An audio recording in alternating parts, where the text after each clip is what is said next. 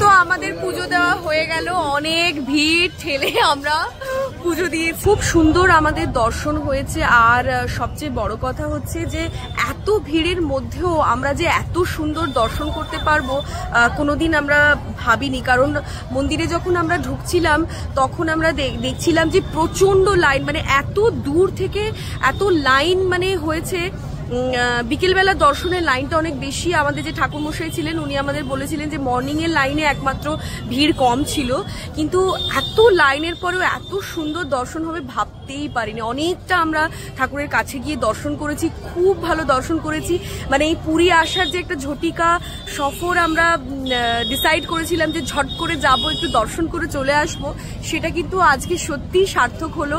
আর এরকম যে একটা প্ল্যান আমরা করেছি, এটা যেন আমাদের মনে হচ্ছে স্বয়ং জগন্নাথ ঠাকুরই চাইছিলেন যে তোরা আয় আমাদের দর্শন কর। খুব ভালো দর্শন হয়েছে। আর আমি জানি না মানে এত বছর ধরে পুরীতে আসছি, বাট আজকের দর্শনটা যেন একটু স্পেশালি ছিল। যাই হোক, দর্শন তো হলো খুব ভালো। এবার আমরা যাব সোজা সি বিচে, ওখানে গিয়ে দেখা হচ্ছে। চলো, অটো পেয়ে গেছি আর এবার আমরা সি বিচের দিকে যাচ্ছি। এর আগের ব্লগটাতে যেখানে আমি তোমাদেরকে মন্দির চত্বরটা দেখাচ্ছিলাম, ঠিক মন্দিরে ঢোকার আগের মুহূর্তে তোমাদেরকে আমি দেখিয়েছিলাম যে মন্দিরে কিন্তু লাল রঙের একটা ধ্বজা উঠছিল, এখন কিন্তু হলুদ রঙের ধ্বজা উঠছে। ঠিক এর মধ্যিখানে মানে প্রায় 2-2.5 ঘন্টা আমাদের সময় লেগে গেল দর্শন করে মন্দিরের বাইরে আসতে, ফোনটা আমার হাতে নিতে। তো সেই যে মুহূর্তটা, যেই সময় মন্দিরের ধ্বজাটা চেঞ্জ হচ্ছিল, সেই মুহূর্তটা আমি ক্যামেরা বন্দি করতে পারিনি। হয়তো আমি মন্দিরের বাইরে থাকলে আমি ওটা ক্যামেরা বন্দি করতে পারতাম, কারণ অনেকেই দেখছি মন্দির চত্বরের বাইরে দাঁড়িয়ে ওয়েট করছিল ওই ধ্বজা পরিবর্তনের যে নিয়মটা বা ধ্বজা পরিবর্তনের সময়টাকে ক্যামেরা বন্দি করার জন্য। তো যাই হোক, এটা আমার মাথায় থাকলো। আগামী সময় আমি যখনই জগন্নাথ মন্দিরে আসবো আমি কিন্তু এই মুহূর্তটাকে ক্যামেরা বন্দি অবশ্যই করব। এবারে আমি মিস করে ফেললাম।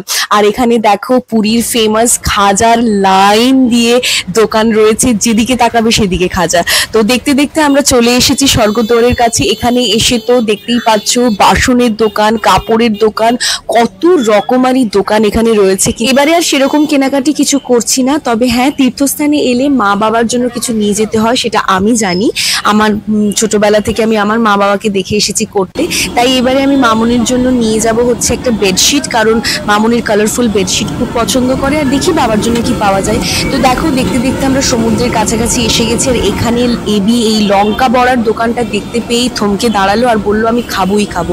এবারে এখানে হচ্ছে প্লেট সিস্টেম, মানে একটা প্লেটে 5টা কি 6টা থাকবে। আমি এবিকে বললাম যে আমি তো একটাও খেতে পারবো না। এই দেখো, 1 প্লেট লঙ্কার বড়া আমরা নিয়ে নিয়েছি। আর বিশ্বাস করতে পারবে না, আমি 2টো খেয়েছি, আমার চোখ থেকে জল বেরিয়ে গেছে। আমি জানি না কেন, ঝাল নেই কিন্তু আমার ঝাল লাগে। এবার দেখো, একটা খুব সুন্দর জায়গা তোমাদেরকে আমি দেখাচ্ছি। সি বিচের ধারে যাওয়ার আগে এই জায়গাটায় দেখো কত সুন্দর, মানে কালারফুল লাগছে দেখতে, সুন্দর একদম জমজমাট একটা বাজার বসেছে সি বিচের ওপরে। এখানে সব টুরিস্টরা এসে কেনাকাটা করছে। একটু আমার হয়তো কেনার কিছু নেই, কিন্তু চারিদিকে লোকের ব্যস্ততা, তারপরে লোকজন যারা দোকানদার রয়েছে তারা কাস্টমারকে দেখাতে ব্যস্ত, তারপরে যারা কেনাকাটা করছে তারা নিজেদের জন্য নিচ্ছে, অন্যের জন্য নিচ্ছে, নিজেরা পছন্দ করছে, লোককে পছন্দ করে দিচ্ছে। এইসব দেখেই মনে হচ্ছে যেন সারা সন্ধ্যেটা কেটে যাবে, বেশ ভালো লাগছে।